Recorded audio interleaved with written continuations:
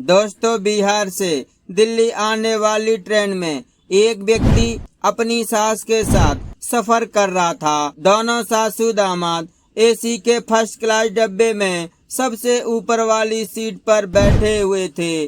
उनके सामने वाली सीट पर एक नवविवाहित जोड़ा भी बैठा था। जैसे ही रात के 12 बजते हैं तो वो नवविवाहित जोड़ा दोनों पति पत्नी आपस में प्यार करना शुरू कर देते हैं। उन्हें देख पत्नी के साथ खुश रहता था। शादी के 2 साल बाद उसके घर में एक किलकारी गूंजने वाली थी, क्योंकि उसकी पत्नी पहली बार मां बनने जा रही थी। दोनों पति पत्नी बहुत खुश रहने लगे थे। अपनी पत्नी से घर का कोई भी काम नहीं कराना, तो सुमेर घर का काम खुद ही करने लगा था। एक दिन उसकी पत्नी बोली, आप गांव चले जाओ, घर पर मेरी माँ अकेली रहती हैं, आप उन्हें मेरी देखभाल करने के लिए यहाँ लेकर आ जाओ।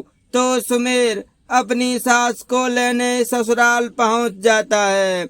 दूसरे दिन शाम को सुमेर अपनी सास को लेकर बिहार से दिल्ली आने वाली सुपर फास्ट ट्रेन में बैठ जाता है। दोनों सासू दामाद फर्स्ट क्लास एसी के डब्बे की पर बैठकर सुहाने सफर को एंजॉय कर रहे थे। जैसे ही रात के 12 बजते हैं तो उस डब्बे के सारे यात्री सो जाते हैं, लेकिन सुमेर की सामने वाली सीट पर एक नवविवाहित जोड़ा बैठा हुआ था। वो दोनों पति पत्नी आपस में प्यार करने में मशगूल थे। उन्हें देखकर सुमेश के अंदर भी वासना जाग गई। उसके साथ में उसकी विधवा सास भी थी, जो रात में सो रही थी। तो सुमेर चलती ट्रेन में अपनी सास के साथ उसी सीट चला। फिर सास घर आकर अपनी बेटी के साथ अच्छी तरह से रहने लगी। एक दिन रात में सुमेर की गर्भवती पत्नी सो गई, तो सुमेर अपनी सास के कमरे में पहुंच गया और सास को अपनी बाहों में जकड़ लिया। तो सास बोली, दामाद जी मुझे छोड़ो, बेटी आ जाएगी। अगर उसने आपको मेरे साथ देख लिया तो मैं उससे नजरें नहीं मिला पाऊंगी, लेकिन सुमेर को विधवा सास की हूँ। अब मेरा यहाँ मन नहीं लगता है, क्योंकि दामाद की हरकतों से सास परेशान हो गई थी। वो अपनी बेटी का बसा बसाया घर बर्बाद नहीं होने देना चाहती थी। तो बेटी बोली, ठीक है, आप कल चले जाना।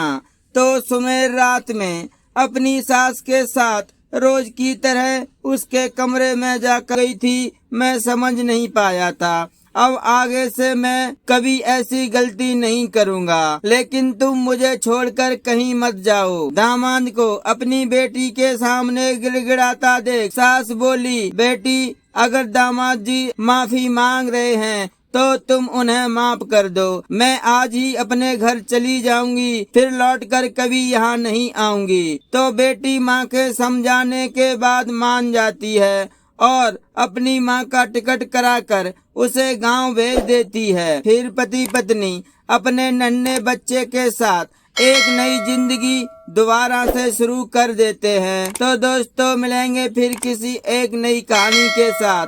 तब तक के लिए नमस्कार।